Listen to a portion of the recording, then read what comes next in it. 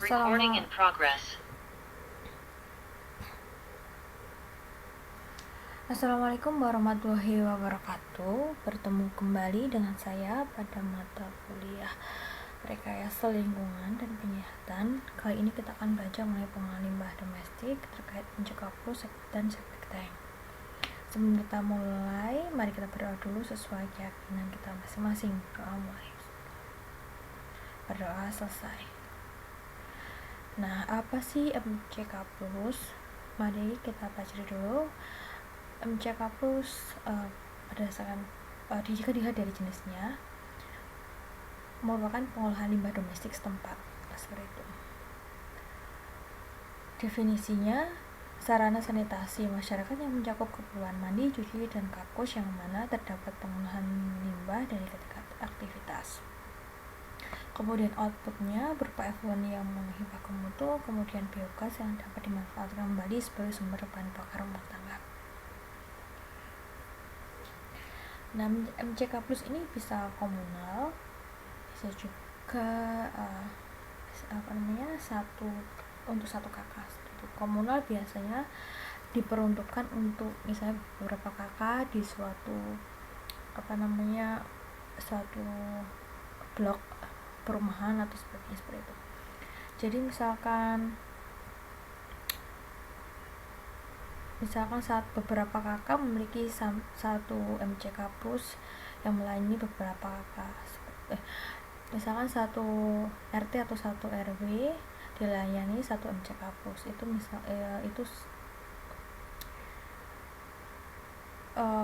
itu masuk ke komunal setempat, seperti itu.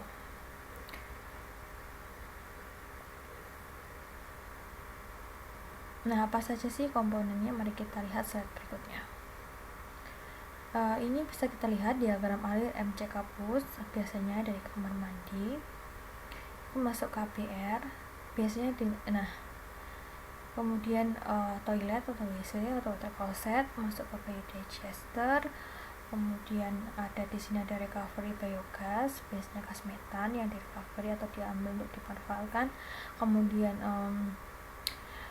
setelah dari biodigester masuk ke APR, kemudian masuk ke sedimentasi. Biasanya ada pengolahan lumpur di sini. Selanjutnya diolah pada pengolahan lumpur, biasanya menggunakan SDB, kemudian effluent. Nah, effluent ini bisa kalau sudah penuh baku mutu, misalnya baku mutu kelas 3, bisa dibuang langsung ke badan air ataukah misalkan ke saluran drainase. Dan apabila belum memenuhi, bisa ditambahkan misalkan wetland atau post treatment tambahan, seperti itu. Jadi ini termasuk pengolahan air limbah setempat, dimana tidak hanya septic tank saja, tetapi ada beberapa pengolahan biologis tambahan seperti biodigester, APR, kemudian beberapa unit lainnya. Nah, di sini adanya biodigester ini untuk recovery gas metannya, itulah sisi manfaat dari MCK Plus, dilengkapi dengan biodigester yang mana kita bisa memanfaatkan kembali gas metannya. Biasanya bisa digunakan sebagai energi panas untuk memasak pengganti LPG, seperti itu. Nah, kriteria desain MCK Plus pada umumnya sama ya. Kita menggunakan kriteria desain untuk biodigester, untuk APR-nya, kemudian untuk SDB-nya, kemudian untuk di sini kita desain clarifier 2 atau kita kenal dengan sedimentasi. Nah, misalnya ini kriteria biodigester-nya, spesifikasi biodigester kapasitas 3-4 meter kubik, dan biasanya diameternya rentangnya 1500 mm, tingginya 2500 mm, ketebalannya 4-5 mm. Bahan digester bisa fiberglass.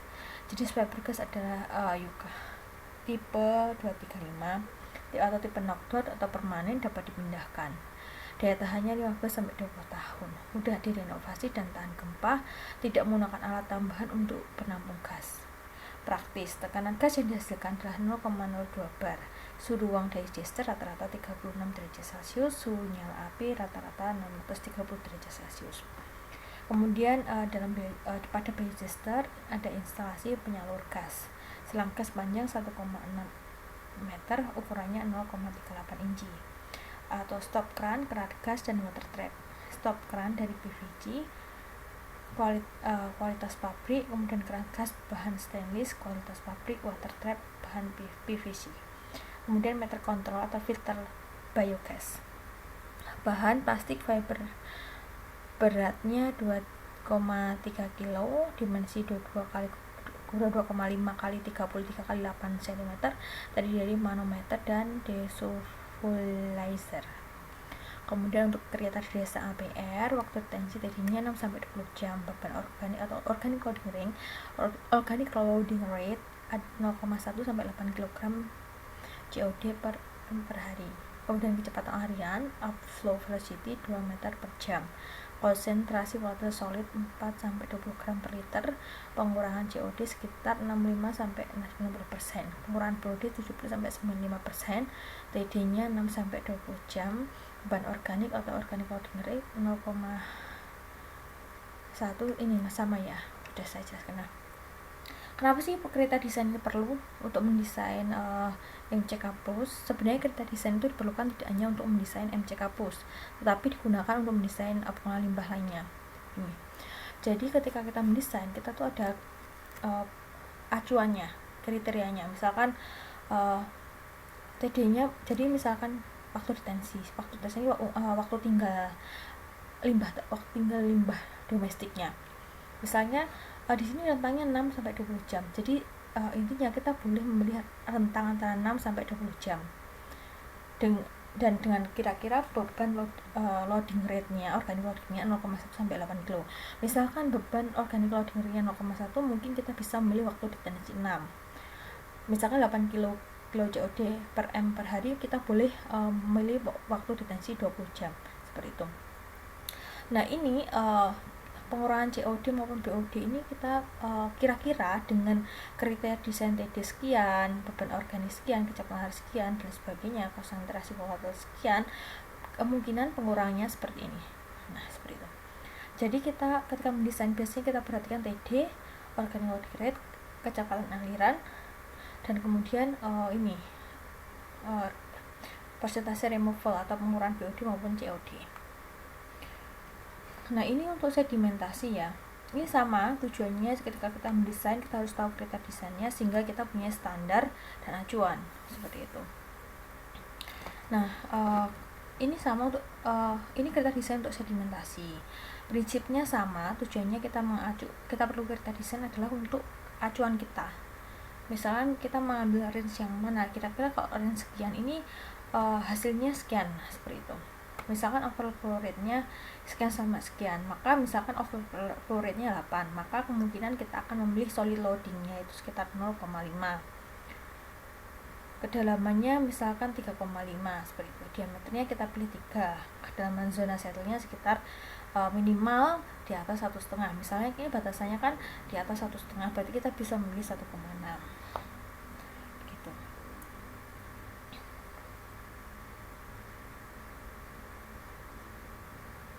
Nah, di sini kita perintah SDP slot drying bed. Tebal lapisannya ditentukan ya, kita boleh memilih 200-300 mm. Lebar bednya 6 mm, panjang bednya 6-30 mm. Artinya kita boleh memilih rentang antara 6-30 meter. Waktu pengeringannya, nah ini rentangnya kita pilih entah 10, entah 11, entah 12. Kita boleh memilih rentang waktu pengeringan antara 10-12 hari. Kemudian slope letter drying line sekitar di atas 1%. Jarak antara sama dengan 2,5-6 meter. Nah, kita mengenal apa sih organic loading rate? Organic loading itu beban organik. Jadi misalkan kita dipakai dengan konsentrasi COD dengan debit seperti itu. Jadi beban organik yang ada pada air limbah tersebut.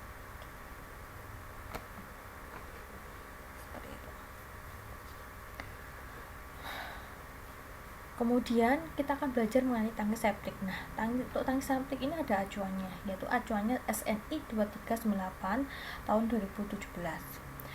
Di NC tersebut dijelaskan apa sih tangki septik.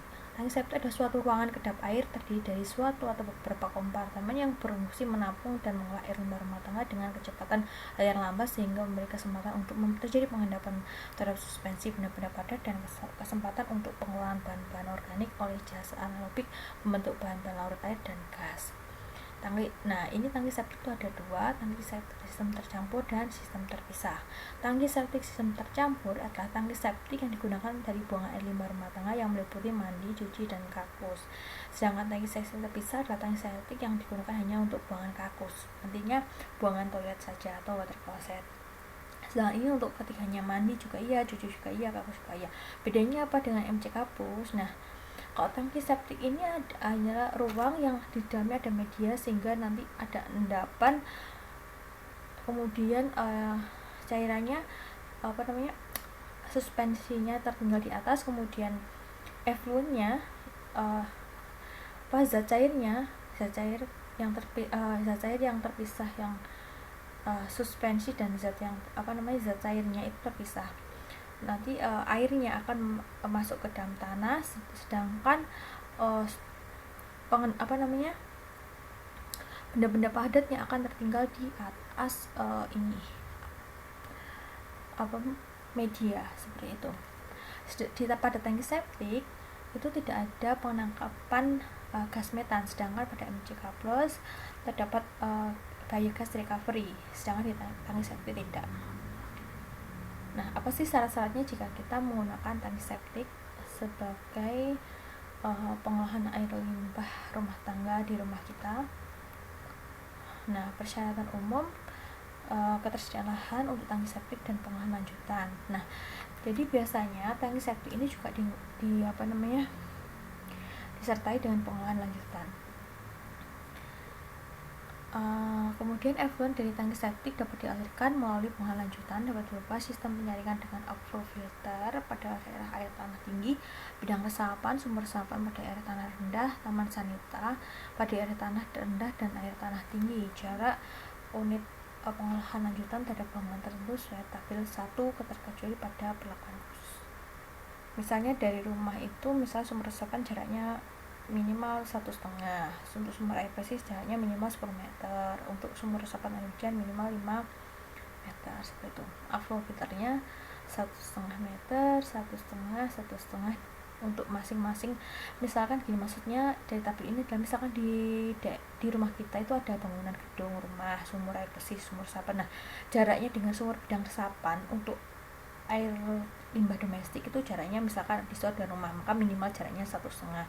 Ada sumur air bersih, maka jarak dari sumur resapan dengan sumur air bersih itu minimal 10 meter. Dengan sumur resapan air hujan minimal jaraknya itu 5 meter.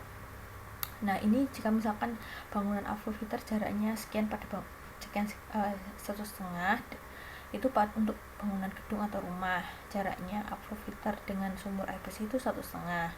Jaraknya outflow filter ya dengan sumber resapan air hujan itu 1,5. Nah, ini taman sanita begitu. Taman sanita misalkan di situ ada gedung, jaraknya harus 1,5, minimal 1,5 dengan taman sanita. Misalnya ada sumber air bersih, minimal juga 1,5 dengan taman sanita. Sumur resapan juga begitu, misal jaraknya harus minimal 1,5 dengan taman sanita. Nah, apa sih taman sanita ini? Taman sanita itu hampir mirip dengan wetland ya, karena menggunakan tanaman untuk pengolahan limbah. Biasanya digunakan untuk post treatment seperti itu. Jadi misalkan bedanya apa dengan tangki septik yang disertai pengolahan lanjutan dengan MCK Plus? Bedanya adalah MCK Plus itu ada recovery biogas, sedangkan tangki septik yang dilengkapi dengan pengolahan lanjutan itu tidak melakukan recovery biogas. Jadi biogasnya dibuang melalui pipa kecil yang biasanya diletakkan di tutup tangki septik seperti itu, untuk resilokasi biogasnya. Jadi biogasnya dibuang ke udara seperti itu, untuk pengolahan tangki septik. Kemudian syarat umum untuk kita mendesain tangki septik. Kalau tadi kita mengenal kriteria desain untuk MC Kampus ya, kini kita akan belajar mengenai persyaratan umum ketika kita menggunakan pengolahan tangki septik. Nah, acuannya masih sama, yaitu SNI 2398 tahun 2007. Misalnya ini ada tangki. Jadi kalau untuk pengolahan air limbah domestik dengan menggunakan tangki septik, kita harus melihat tinggi air tanah dan tinggi air tanah, apakah itu tinggi ataukah rendah. Kalau tinggi, kita menggunakan outflow filter dan taman sanita untuk pengolahan lanjutannya. Jadi kalau misalnya air tanah tinggi, perlu adanya pengolahan lanjutan, yaitu outflow filter, kemudian taman sanita. Kemudian kalau misalkan air tanahnya rendah, maka menggunakan sumur resapan dan bidang resapan, dan kemudian disertai taman sanita. Misalnya penduduknya kurang dari 10 jiwa, maka dengan menggunakan sumur resapan cukup. Kemudian jika penduduknya di atas 10 jiwa, maka bidang resapan ditambah taman sanita. Seperti itu. Nah, ini kriteria tangki septik ya. Kalau ini kriteria khusus, kalau tadi kriteria umum, ini kriteria khusus, hampir sama dengan kriteria desain. Jadi standar yang harus kita penuhi ketika kita mau mendesain tangki septik atau mendesain pengolahan air limbah, itu kita desain, itu adalah standar yang harus standar minimal yang perlu kita penuhi untuk kita mendesain pengolahan air limbah. Nah, ini kriteria desainnya. Kriteria khususnya yaitu tangki septik tidak tercampur, sistem tercampur. Kalau bagian ini tangki septik sistem tercampur ya, TD-nya minimal 2-3 hari, lumpur yang dihasilkan sekitar KL-nya 30-40 liter per orang per tahun, kemudian periode pengelasan 2-5 tahun, pemakaian air KL orang per hari. Ini berdasarkan pemakaian air limbah biasanya. Jumlah pemakai N orang minimum 1 kakak 5 orang. Jadi asumsinya 1 kakak itu 5 orang, minimal 5 orang. Kemudian pemakaian air ini maksudnya berdasarkan kebutuhan air bersih per orang per hari.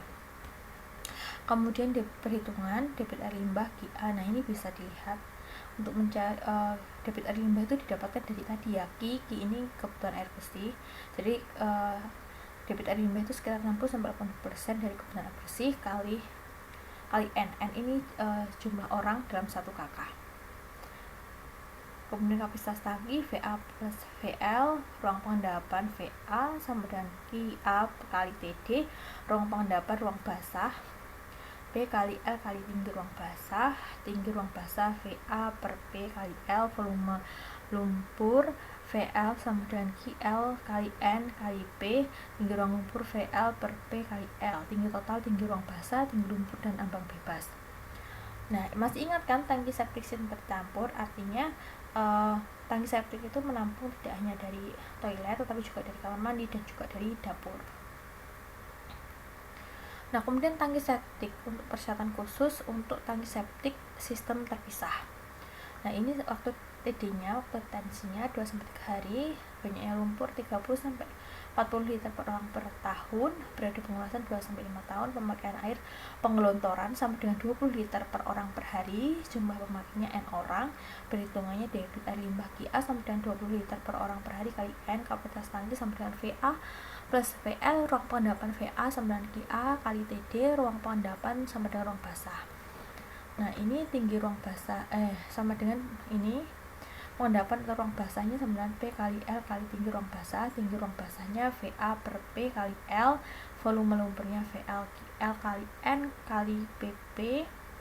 Ini jumlah pemakai atau kita bisa katakan jumlah orang dalam 1 kakak. Nah, kemudian tinggi ruang lumpur VL per P kali L, tinggi total tinggi ruang basah plus tinggi lumpur dan ambang bebas. Nah, ini masih persyaratan khusus ya, persyaratan tangki septik. Bentuk dan ukuran tangki septik harus memenuhi ketentuan berikut. Tangki septik segi 4 dengan perbandingan panjang dan lebar 2:1 sampai 3:1. Lebar tangki septik minimal 0,75 m dan panjang tangki septik minimal 1,5 m. Tinggi tangki minimal 1,5 m termasuk ambang batas 0,3 m. Maksudnya freeboard ya, ambang batas itu bisa dikatakan 0,3 m, ini maksudnya freeboard. bentuk tangki septik ditentukan dalam gambar 2 dan gambar 3, sedangkan ukuran tangki septik berdasarkan jumlah pemakai dilihat pada tabel 2. Nah, nanti di bawahnya ada gambar ya, tabel 2. Nah ini biasanya ya rata-rata dari biasanya di SNI itu sudah di apa namanya di generalisir berapa sih kalau misalnya ukurannya. Jika misalnya ukuran 5 orang itu panjang lebarnya tingginya itu berapa. Jadi itu digunakan jika untuk komunitas yang memang tidak ingin, maksudnya tidak untuk komunitas yang tidak ingin menghitung ulang gitu. Jadi cukup melihat misalnya pemakaian di rumah itu jumlah orangnya misalkan 5, berarti memakai ukuran ini, panjangnya sekian, lebarnya sekian, tingginya sekian, begitu. Untuk sistem tercampur. Kemudian jika 10 orang, nah seperti ini. Jadi tidak perlu menghitung kayak tadi, tidak perlu menghitung seperti ini, tapi bisa langsung melihat tabel ini. Gitu. Yang mana tabel ini tuh asalnya juga dari perhitungan tadi, tapi di SNI sudah diperhitungkan, sehingga misalkan suatu komunitas ingin langsung menerapkan desain itu bisa langsung melihat atau merujuk pada tabel ini. Seperti itu. Nah ini contohnya, bentuknya tuh seperti ini. Jadi kalau suatu komunitas bisa langsung misalkan desainnya seperti apa, bisa langsung melihat ukuran di tabel tersebut dan gambarnya ini. Nah ini pipa fan, diameternya 1 inci ya. Pipa fan-nya digunakan untuk melepas biogasnya atau membuang biogasnya, seperti itu.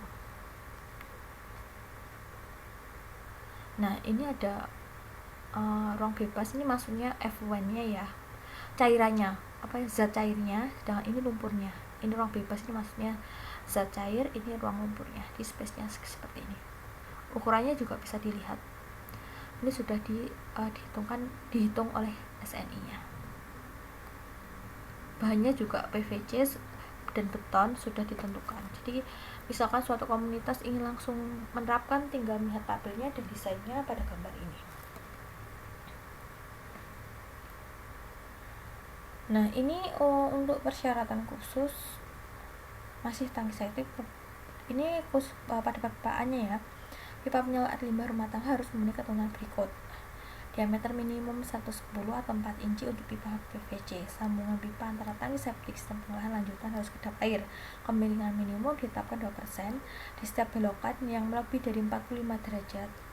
Dan perubahan belokan 22,5 harus dipasang lubang pembersih atau clean out untuk pengontrolan pembersihan pipa. Belokan 90 derajat dilaksanakan dengan membuat 2 kali belokan masing-masing 45 derajat atau menggunakan bak kontrol. Begitu. Jadi harus ada manhole-nya atau hose inlet. Jika misalkan ada belokan pada derajat belokan misalkan 90 derajat atau 45 derajat, itu biasanya harus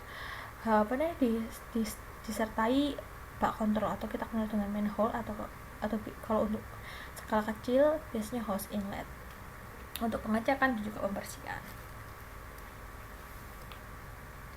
Nah, pipa aliran masuk dan aliran keluar harus memenuhi ketentuan berikut. Boleh berupa sambungan T atau sekat sesuai dengan gambar 4. Pipa aliran keluar diletakkan 63 sampai 110 mm lebih rendah di pipa aliran masuk. Sambungan T atau sekat harus terbenam 200 sampai 315 mm di bawah permukaan air dan menonjol minimal 160 mm di atas permukaan air. Pipa udara harus memenuhi ketentuan berikut. Tangki septik harus dilengkapi dengan pipa udara dengan diameter 63 mm, tinggi minimal 250 mm dari permukaan tanah. Ujung pipa udara perlu dilengkapi dengan pipa U atau pipa T sedemikian rupa sehingga lubang pipa udara menghadap ke bawah dan ditutup dengan kawat kasa. Untuk mengurangi bau dapat ditambahkan serbuk arang yang ditempatkan pada pipa U atau pipa T. Nah ini gambarnya. Ini. Penjelasan tadi itu dijabarkan dalam gambar ini. Kemudian lubang pemeriksaan harus memenuhi ketentuan berikut. Tangki septik harus dilengkapi dengan lubang pemeriksaan. Kemudian permukaan lubang pemeriksa harus ditempatkan minimal 10 cm di atas permukaan tanah. Lubang pemeriksa yang berbentuk 4 persegi dengan ukuran minimal 0,4 kali 0,4 meter persegi dan bentuk bulat dengan diameter minimal 0,4.